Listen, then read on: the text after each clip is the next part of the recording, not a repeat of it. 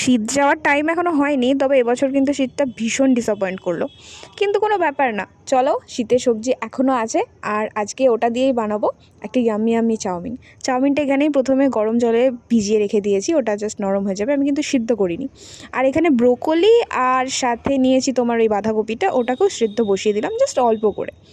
তারপরে চিনে বাদাম কিছুটা ভেজে নিয়েছি, তোমরা চাইলে নাও অ্যাড করতে পারো, অনেকেই করে না, ভালো লাগে না, বাট আমার ভীষণ ভালো লাগে।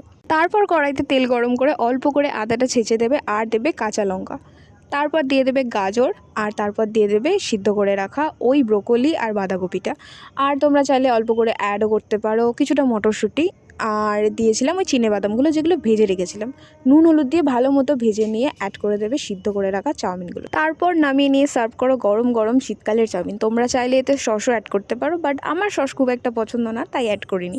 তো চলো দেখা হবে খুব শিগগিরই নতুন একটা ভ্লগে। ভিডিওটা কেমন লাগলো অবশ্যই জানিও, আর ভালো লাগলে অবশ্যই একটা লাইক করে দিও। আজকের মতো আসি।